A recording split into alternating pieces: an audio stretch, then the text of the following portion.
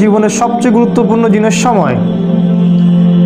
আমাদের মানব জাতির জন্য সবচেয়ে গুরুত্বপূর্ণ জিনিস হচ্ছে সময়, যেটা আমরা ফেসবুকে অনলাইনে থেকে ইউটিউবিং করে, গার্লফ্রেন্ডের সাথে সময় অপচয় করে, কফি খেয়ে, চায়ের দোকানে আড্ডা পিটে, খেলার মাঠে নষ্ট করি। তবে মানুষ যখন মৃত্যুবরণ করবে কিয়ামতের মাঠে এবং জান্নাতে যদি চলেও যায়, সেখানে গিয়েও মানুষের আফসোস হবে ওই সময়গুলোর জন্য, যে সময়গুলো মানুষ অহেতুক নষ্ট করেছে, যে সময়গুলোতে মানুষ আল্লাহর কথা বলেনি, আল্লাহর জিকির করেনি, রাসূলের প্রতি দরুদ পড়েনি। ওই সময়গুলোর জন্য মানুষ আফসোস করতে থাকবে। একজন জান্নাতি ব্যক্তিও আফসোস করতে থাকবে, কেন আমি ওই সময়গুলো আল্লাহর জিকির করিনি। সময় সবচেয়ে বেশি ইম্পর্টেন্ট জিনিস। আর এই সভ্যতা, এই গডলেস ওয়ার্ল্ড এবং এই এডুকেশন সিস্টেম আমাদের সময়গুলোকে খেয়ে ফেলেছে। এখন আমার মনে হয় এই 30 বছরের জীবনে এসে আমার কাছে মনে হয় যে আমার জীবনের 15 বা 18টা বছর অপচয় হয়ে গেছে। 18 বছরে আমি হাফেজ হতে পারতাম, আমি হয়তো হাদিসেরও হাফেজ হতে পারতাম, বুদ্ধি ব্রেন ভালো ছিল, ফার্স্ট হতাম সবসময়। আমি হয়তো ফিকহ পড়তে পারতাম, ইতিহাস পড়তে পারতাম, সিরাত পড়তে পারতাম। এখন সারাদিন রাত যত কাজই করি না কেন, আত্মতৃপ্তি হয় না, মনে হয় কিছু না কিছু গ্যাপ থেকেই গেল, আর এই গ্যাপটা কখনো পূরণও হবে না, অসম্ভব। তাই যারা 40 বছর 50 বছর বয়সে তাস খেলছে, টিভি দেখতেছে, আড্ডা পিটাচ্ছে, এদেরকে দেখলে বুঝেই আসে না যে এই বয়সে কিভাবে সেটা করতে পারে। একটা বারও কি চিন্তা হয় না যে আমার হায়াত কমে আসছে, আমি পৃথিবীতে আর হয়তো বেশি দিন থাকবো না। সুবহানাল্লাহ, সময়ের কসম, আল্লাহ পাক সময়ের কসম করে আমাদেরকে সময়ের দিকে দৃষ্টি দিতে বলছেন, সময় সম্পর্কে সচেতন হতে বলছেন। দেখেন, মানুষ সারা জীবনে অনেক কষ্ট করে ঠিকই, কষ্টের পর কষ্ট সহ্য করে, একটা চাকরির জন্যে, একটা জমির জন্যে, একটা ভালো জব, স্ট্যাটাস, টাকা, সিকিউরিটি, বাড়ি গাড়ি, বউ বাচ্চা, এগুলোই তো। এগুলো ছাড়া আর কিচ্ছু নাই, এগুলো ছাড়া কিন্তু কিচ্ছু নাই, সব এগুলোই। এগুলোর পিছনে সারা দিন রাত মানুষ প্রচণ্ড পরিশ্রম করে, মানুষ কিন্তু প্রচণ্ড পরিশ্রম করে। আর শয়তান মানুষকে প্রচণ্ড পরিশ্রম করিয়েও নেয়, ও মানুষকে কষ্টের পর কষ্ট দিয়ে জাহান্নামে নিয়ে যেতে চায়। কিন্তু দেখেন, কষ্টের ট্র্যাকটা ভুল, কষ্টের ট্র্যাকটা ঠিক নাই, রং ট্র্যাকে সে কষ্ট করছে। এই যে আমাদের ছেলেমেয়েরা পড়াশোনা করছে, নার্সারিতে ভর্তি হচ্ছে 5 বা 6 বছর বয়সে, 25 বছর পর্যন্ত ঘাড়ে ব্যাগ থাকবেই, অনার্স মাস্টার্স করতে করতে 25 হয়ে যাবে বয়স। এই লম্বা সময়ে সে কোরআন শিখবে না, জেনারেল এডুকেশনের কথা বলছি, কোরআন A to Z শিখবে না, হাদিস শিখবে না, ফিকহ শিখবে না, ইতিহাস শিখবে না, সে ইসলামের যে রাসূলের জীবনী সেটা শিখবে না, সাহাবীদের জীবনী শিখবে না, এগুলো কিছুই শিখবে না। 25 বছর পর্যন্ত সে কষ্ট করবে। আমরা যখন জেনারেল লাইনে পড়তাম, আমাদেরকে এক একটা কবিতা, এক একটা গল্প এমনভাবে পড়ানো হতো, একদম ভেজে ভেজে খাওয়ায় দেওয়া হতো। রবীন্দ্রনাথের কবিতা, নজরুলের কবিতা, জীবনানন্দ দাশের কবিতা, শেক্সপিয়ারের গল্প, তারপরে আপনার মাইকেল মধুসূদন দত্তের কবিতা। অবশ্যই এখানে ইসলামপন্থী কারো কবিতা ছিল না। আপনার কাছে যদি মনে হয় এই পুরো প্ল্যানটা এমনি এমনি হয়ে গেছে, আপনি বোকা স্বর্গে বাস করছেন, এর পিছনে একটা মাস্টার মাইন্ড আছে। এই পুরো প্রসেসটা একদিনে হয়নি, এটাকে সাজানো হয়েছে, ঢেলে সাজানো হয়েছে, যাতে করে আমাদের প্রজন্মের বা প্রজন্ম ইসলাম থেকে দূরে সরে যায়, তাদের জীবনের বড় একটা সময় নষ্ট হয়ে যায়।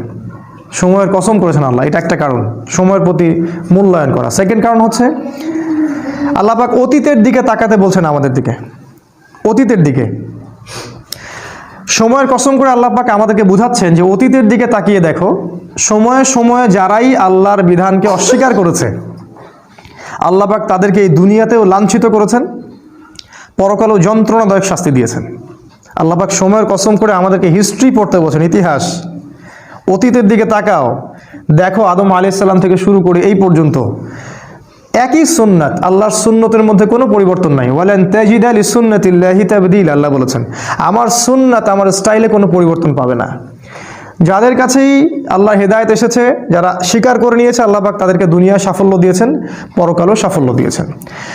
আর যারাই আল্লাহর বিধানকে অস্বীকার করেছে, আল্লাহ পাক দুনিয়াতে শাস্তি দিয়েছেন, পরকালেও শাস্তি দিয়েছেন। যেমন নূহ আলাইহিস সালামের কওম, আল্লাহ পাক ডুবিয়ে দিলেন। আদ জাতি প্রচণ্ড শক্তিশালী, নারিকেল গাছের সমান সমান একটা মানুষ, এর চেয়েও বড়, পাহাড়ের মধ্যে বাসা করে থাকে, আল্লাহ পাক ওদেরকে ঝড় দিয়ে উড়িয়ে দিলেন। শুআয়ব আলাইহিস সালামের কওম খুবই দাপটের জাতি, ওদের অপরাধ ছিল মানুষকে অন্যায়ভাবে মারতো। আমাদের ওই যে রিমান্ডে নিয়ে যেটা করে ওইটা করতো আর কি। রিমান্ডে নিয়ে গেলে যে পিটানটা পিটায়, এইগুলো তারা সমাজে মানুষকে পিটাইতো আর কি। একজন মানুষ দোষী, দোষ তো প্রমাণ হয়নি, মারা যাবে? ধরেন একজন মানুষ খুনের কারণে বন্দী হয়েছে, প্রমাণ হয়েছে কি এখনো? আপনি মারতে পারেন না তো, মেরে আপনি জবানবন্দি নিতে পারেন না, ইসলামে হারাম। চলছে এগুলো, কে বুঝাবে? শুআয়ব আলাইহিস সালামের কম এই কাজটা করতো। আরেকটা কাজ করতো, মাপে কম দিত আর মানুষের সম্পদ লুট করতো।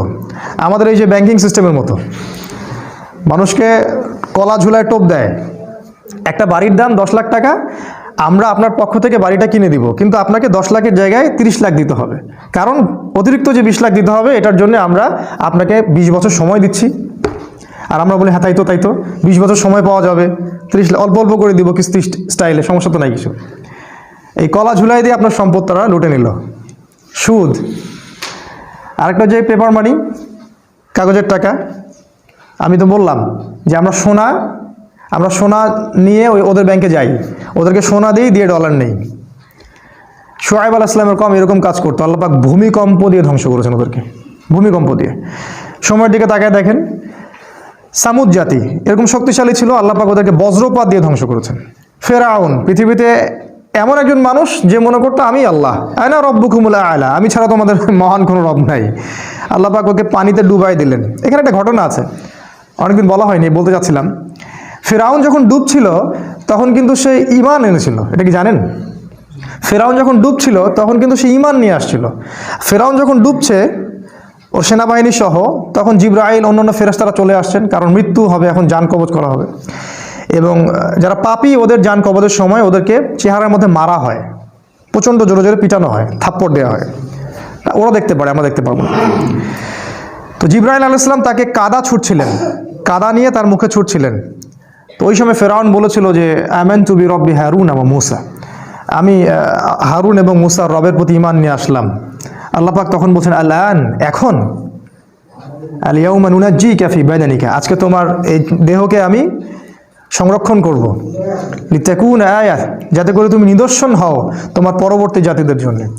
কিন্তু জিবরাইল আলাইহিস সালাম বলেছেন একটা হাদিসের মধ্যে, হাদিসে কুদসির মধ্যে, যে ওই সময় জিবরাইল আলাইহিস সালামও ভয় পাচ্ছিলেন, যে কারণ সে তওবা করছে, যদি আল্লাহ পাক এই সময় তার তওবা কবুল করে নেন আর তিনি যে ওকে মারছেন, যদি আল্লাহ পাক এই জন্য তাকে ধরেন। এই জন্য জিবরাইল আলাইহিস সালামও ভয় পাচ্ছিলেন। আল্লাহ পাকের রহমত এত প্রশস্ত, আল্লাহ চাইলে ওই সময় যদি তাকে মাফ করে দিতেন। জিবরাইল আলাইহিস সালাম বলছেন, যেদিন থেকে ফেরাউন বলেছে আনা রব্বুকুমুল আ'লা, ওই দিন থেকে আমি ওকে ঘৃণা করি, ওই দিন থেকে আমি ওয়েট করতেছি কখন সে মরবে, আমি আযাব দিব। তো এই যে ফেরাউন, সেও সময় স্রোতে হারায় গেল, নমরুদ হারায় গেল। এখনকার এই যুগের ফেরাউনরাও হারায় যাবে, এই যুগের নমরুদ যারা তারাও হারায় যাবে, কোনো কিছুই সময়ের মধ্যে টিকে থাকবে না। সময়ের কসম করে আল্লাহ পাক বলছেন, এই যে হিস্ট্রি দেখো, শিক্ষা নাও। আরেকটা উদ্দেশ্য হতে পারে সময়ের, সেটা হলো যে এই যে আমরা যে সময় বসবাস করছি আখিরুজ্জামান, শেষ জামানে, এই শেষ জামানের যে সময়, এই সময়টার প্রতি আল্লাহ পাক বেশি গভীর দৃষ্টি দিতে বলছেন, কারণ এটা হচ্ছে ইতিহাসের সবচেয়ে ইম্পর্টেন্ট টাইম। কারণ এখানে এমন এমন কিছু ঘটনা ঘটবে যা পৃথিবীর ইতিহাসে কখনো ঘটেনি। কীরকম? একদিন সাহাবীরা বসে আছেন, রাসূল সাল্লাল্লাহু আলাইহি ওয়াসাল্লাম আসলেন, এসে বললেন তোমরা কি নিয়ে কথা বলছো? সাহাবীরা বললেন আমরা কিয়ামত নিয়ে কথা বলছি। রাসূল সাল্লাল্লাহু আলাইহি ওয়াসাল্লাম বললেন শুনে রাখো, 10টা আলামত না দেখা পর্যন্ত কিয়ামত হবে না। নাম্বার 1 দাজ্জাল, নাম্বার 2 ইয়াজুজ আর মাজুজ, নাম্বার 3 ঈসা আলাইহিস সালামের আগমন, নাম্বার 4 দাব্বাতুল আরদ, জমিন থেকে অনেকগুলো প্রাণী বের হবে। 5 নাম্বার আর দুখান, ধোঁয়া, সারা পৃথিবী ধোঁয়ায় ছেয়ে যাবে। 6 নাম্বার, 6, 7, 8 সম্ভবত 3টা ভূমিকম্প, 3টা বড় বড় ভূমিকম্প হবে পৃথিবীর পূর্ব, পশ্চিম এবং মাঝখানে। আরেকটা হচ্ছে পশ্চিম দিক থেকে সূর্য উঠবে। আর সর্বশেষটা হচ্ছে ইয়েমেন থেকে আগুন বের হবে, এই আগুনটা মানুষকে তাড়িয়ে নিয়ে আসবে আরাফার মাঠের দিকে। রাসূল সাল্লাল্লাহু আলাইহি ওয়াসাল্লাম বলছেন 10টা আলামত না দেখা পর্যন্ত কিয়ামত হবে না। এগুলো মেজর আলামত। এই জন্য এই সময়টা, শেষ যুগের এই শেষ সময়টা বেশি ইম্পর্টেন্ট। এখানে এমন কিছু ঘটনা ঘটবে যেটা ইতিহাসে কখনো ঘটেনি। দাজ্জাল কখনো বের হয়নি, ইয়াজুজ আর মাজুজ এর আগে বের হয়নি, সূর্য কখনো আগে পশ্চিম দিক থেকে ওঠে নাই, ধোঁয়ায় সারা বিশ্ব ছেয়ে যায়নি, জমিন থেকে বড় বড় জানোয়ার বের হওয়া শুরু হয়নি এখনো। এমন হাদিস আছে যে ওরা মানুষের সাথে কথা বলবে। একজন পুরুষ ঘর থেকে বের হলে ঘরে ফিরে আসবে, বাড়ির দেওয়াল, ওই ব্যক্তির পা, অন্য জানোয়ার তাকে বলে দিবে বাড়িতে কি হয়েছিল। মানে এরকম প্রযুক্তি আসতেছে সামনে। সময়ের কসম করে আল্লাহ পাক এই শেষ জামানার দিকে আমাদেরকে তাকাতে বলছেন, এবং এটা বলছেন এই শেষ জামানায়, এই জায়গাটা ভালো করে বোঝেন, এই শেষ জামানায় ইন্নাল ইনসানা লাফি খুসর, এই শেষ জামানার প্রত্যেকটা মানুষ ক্ষতির মধ্যে আছে। এটা আল্লাহ বোঝাচ্ছেন আমাদেরকে।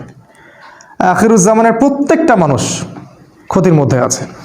ইন্নাল ইনসানা লাফি খুসর, নিশ্চয়ই, ইন্না মানে নিশ্চয়ই, আল ইনসান মানে মানুষ, লা মানে আবার অবশ্যই, ফি মানে মধ্যে, আর খুসর মানে ক্ষতি। শাব্দিক অর্থ হয় নিশ্চয়ই মানুষ অবশ্যই ক্ষতির মধ্যে আছে। আখিরুজ জামান এমন একটা জামান, এমন একটা যুগ, যে যুগের কোনো মানুষ ক্ষতি থেকে বাইরে নয়। যতই দাড়ি টুপি পাগড়ি আর জুব্বা থাকুক না কেন, সে ক্ষতি থেকে বাইরে নয়। যে মনে করবে সে ক্ষতি থেকে বাইরে, সে বোকার স্বর্গে বাস করছে। রাসূল সাল্লাল্লাহু আলাইহি ওয়াসাল্লাম কি বলেননি, আখিরুজ জামানের একটা ব্যক্তি খুঁজে পাওয়া যাবে না যে সুদ থেকে মুক্ত থাকতে পারবে? তিনি কি বলেননি এই জামানার সবচেয়ে বেশি হবে মেয়েরা, এবং মেয়েরা নগ্ন হয়ে বাইরে ঘুরবে। মুমিন ভাই, মুমিন স্বামী তাকে বাড়িতে রাখতে পারবে না, সে দায়ুসে পরিণত হবে, কিছু করতে পারবে না। শেষ জামানায় দাজ্জাল এবং তার সেনাবাহিনীরা এমনভাবে সারা বিশ্ব শাসন করবে, এদের গ্রিপ থেকে মুমিন বের হতে পারবে না। সবচেয়ে বড় হাদিসটা হচ্ছে শেষ জামানায় মুমিনের হাতে জ্বলন্ত কয়লা রাখা যেমন, ঈমান ধরে রাখাটা ওই রকম হবে। নিজেকে প্রশ্নগুলোর উত্তর পাওয়া যাবে আমাদেরকে সবাইকে, যে আমরা যে ইসলামটা ফলো করছি আর কি, এটা কি হাতে কয়লা ধরার মতো কিনা? আমরা যে ইসলামটা ফলো করছি, আসলেই কি আমরা হাতে জ্বলন্ত কয়লা ধরে আছি কিনা, এরকম কষ্ট হচ্ছে কিনা? যদি কষ্ট হয়, সুসংবাদ আপনার জন্যে। যদি কষ্ট হয় তাহলে আপনার জন্য সুসংবাদ, আপনি সেই ব্যক্তি যার কথা রাসূল বলেছেন। আর যদি কষ্ট না হয়, আফসোস আমাদের জন্যে, আমার উপর ধিক্কার, আমি সেই ব্যক্তি যার কথা রাসূল বলেছেন নেগেটিভলি, পজিটিভলি না। কি বলেছেন রাসূল সাল্লাল্লাহু আলাইহি ওয়াসাল্লাম? সকালে মুমিন থাকবে, বিকালে কাফের হয়ে যাবে। বিকেলে কাফের থাকবে, সকালে মুমিন হবে। ইয়াবিউ রাজুলু দীনাহু লিআরাদি দুনিয়া, দুনিয়ার বিনিময়ে একজন ব্যক্তি তার দিনকে বিক্রি করে দিবে। এই হলো আখিরুজ জামান। এই জামানার প্রত্যেকটা মানুষ ক্ষতির মধ্যে। তবে আল্লাহ পাক বলেছেন 4 শ্রেণীর মানুষ।